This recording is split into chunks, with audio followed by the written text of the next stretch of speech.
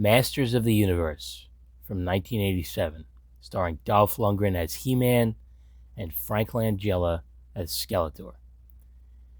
This movie is not well liked, but I always kind of enjoyed it. It's bad, but in kind of a good way.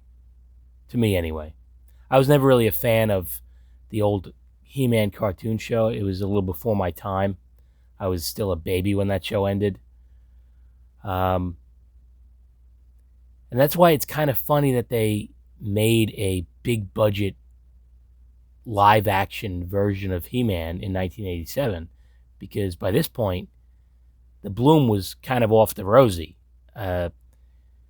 He-Man was kind of done as far as popularity was concerned, and kids were moving on to other things, like Teenage Mutant Ninja Turtles.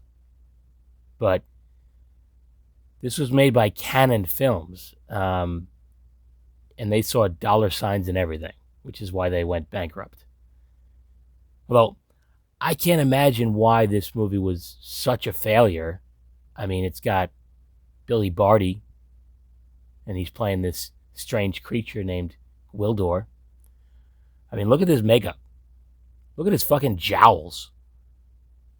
He looks like if you took Carrot Top and Happy Gilmore's caddy and smushed them both up into a little ball, this is what you'd get. Well, Gwildor is surely some kind of side character. He's not the star of this movie, right? What? Starring Billy Barty. Starring. Barney? Who the hell is Barney? I mean, no disrespect to Billy Barty. He's a very famous actor. He's been in hundreds of movies. But who's Gwildor? He's not a character from the cartoon show. Why is it starring Gwildor? Let's just look at the credits and see. There's got to be Dolph Lundgren as He-Man and Frank Langella as Skeletor. Okay, Billy Barty. John Cypher. He was in Major Dad. Courtney Cox, Pre-Friends.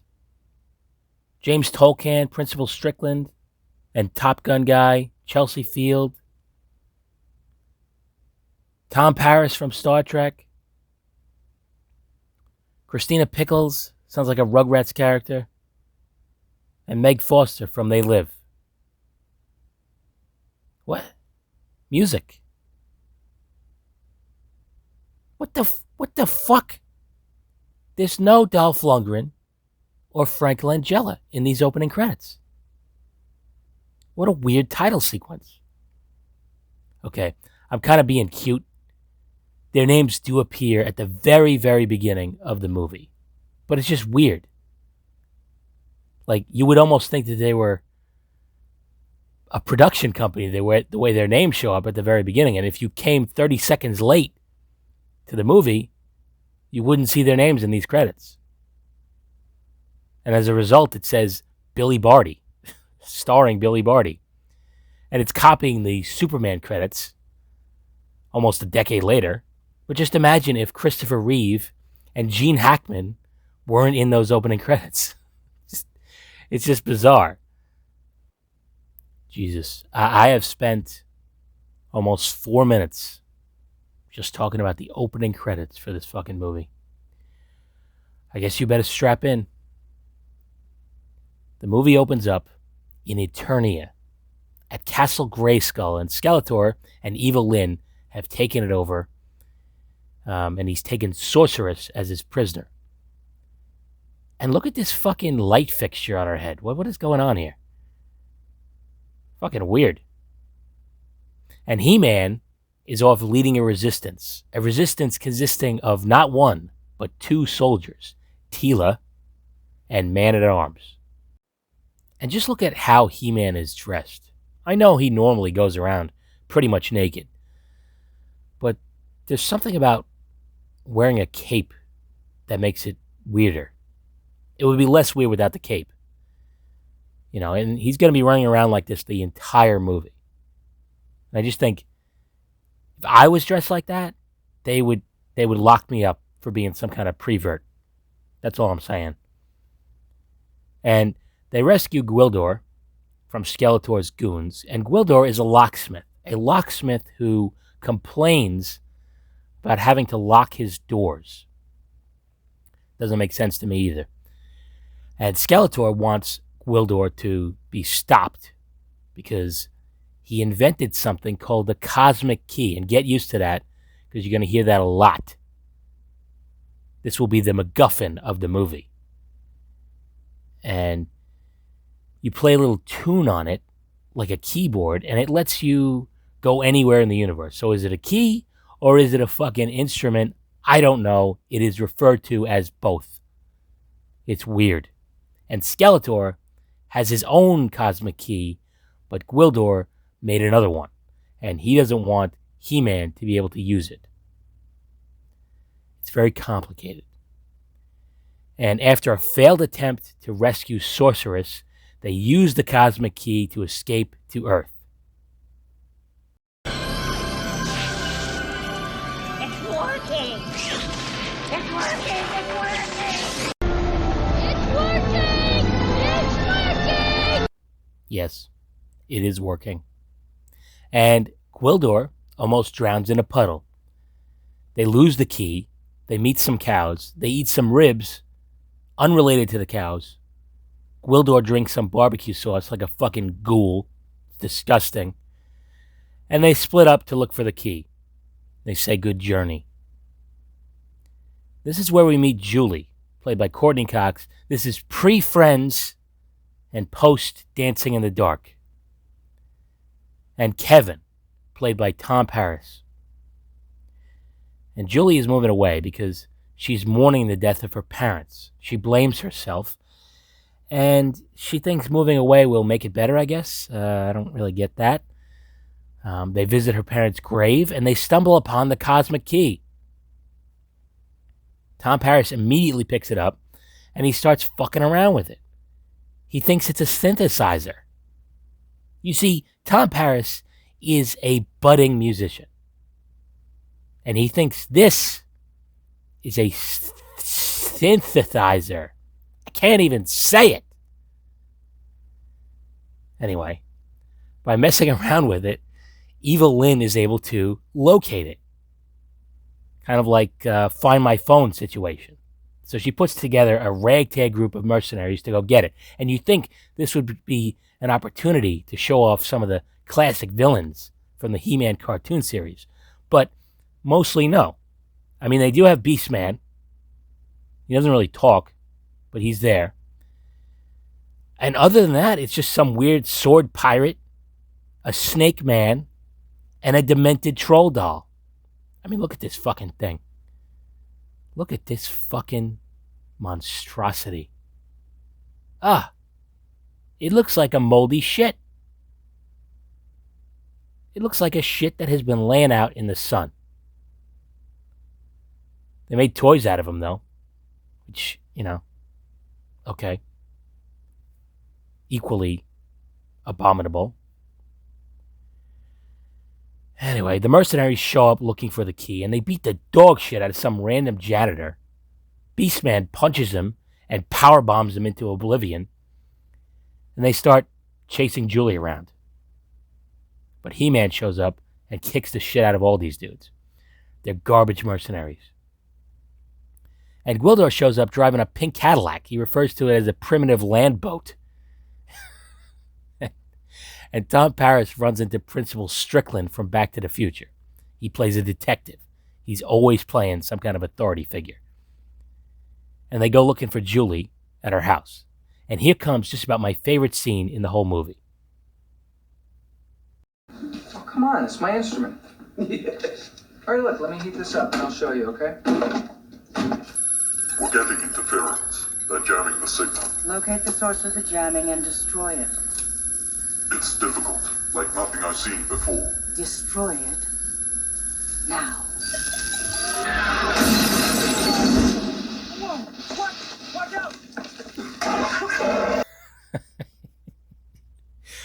out! He puts an entire bucket of chicken in the microwave. It barely fits in there. And it blows up. I don't know why I find that so funny. Anytime a microwave explodes in a movie, I will always love it. It'll be one of my favorite movies. It's uh anyway, Strickland storms off and he takes the key with him and he leaves Tom Paris sitting there in Julie's house. And then the fucking bad guys show up and whip the piss out of Tom Paris. These fucking clowns always end up going to where the key was instead of where it is. Anyway, they just leave after beating the shit out of Tom Paris. And I'm starting to think that I shouldn't even be talking about this movie right now. I think it was a mistake. Because, yeah, there's funny shit in it, but also nothing's happening for a big chunk of this movie. They're just chasing this key around, and it feels like it changes hands about a dozen times. Anyway, He-Man shows up with Julie, and they dust off Tom Paris, and Gwildor plays dress-up. Look! Native clothing! Lots of it, all over the place. If we dress like this, no one will recognize us. What the hell is that? See? Okay. So this master inventor, this genius, thinks he needs a disguise, I guess, because, I mean, they're on a totally different planet.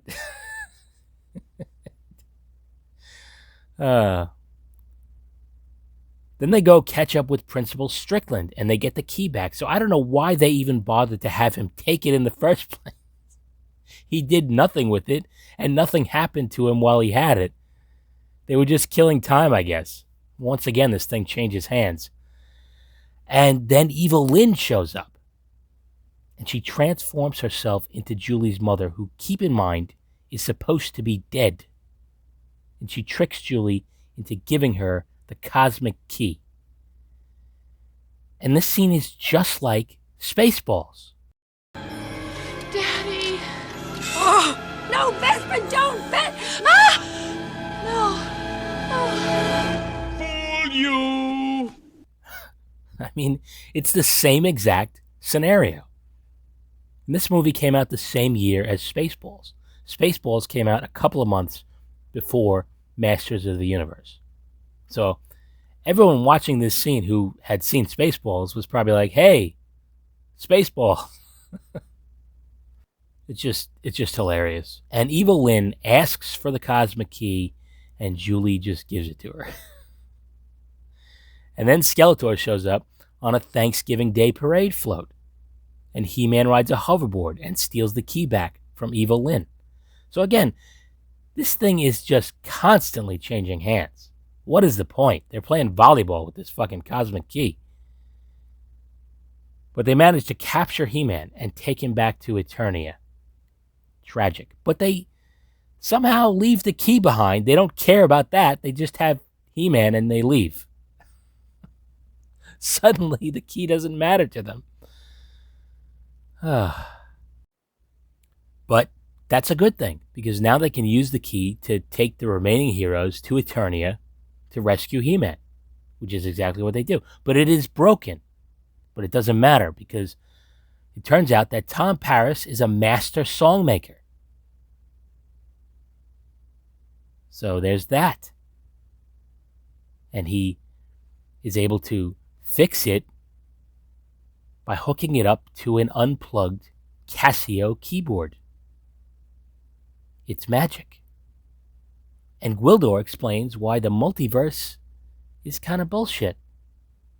Look, you've got the wrong songmaker, Gwildor.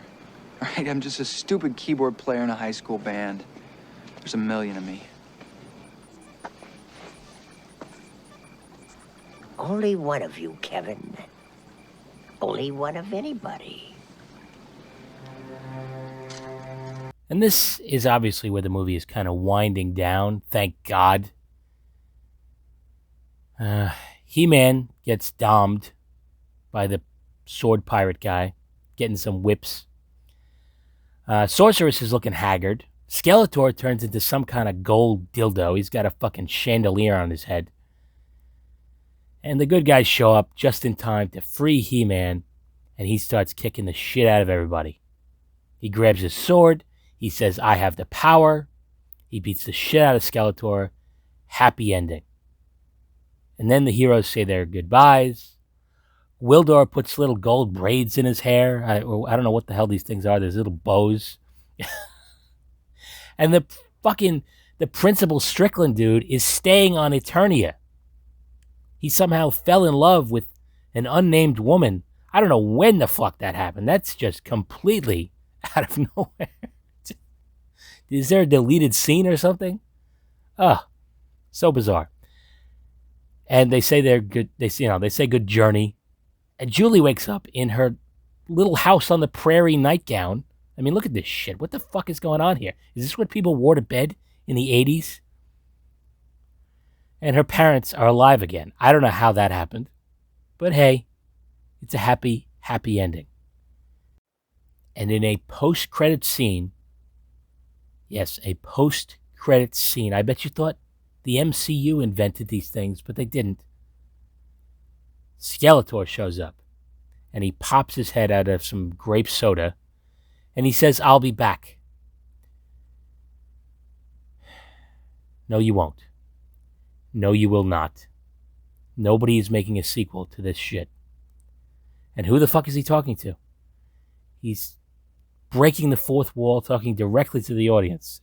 It's fucking bizarre. And that's it. You know, it's a pretty bad movie, but it's weirdly enjoyable. I like it. It's bizarre. Dolph Lundgren says it's one of his least favorite movies, and I can understand why. But Frank Langella says it's one of his favorites that he's done. So go figure. And it really is the Gwildor movie. I mean, it's starring Billy Barty. He is the star of this movie because He-Man is a side character.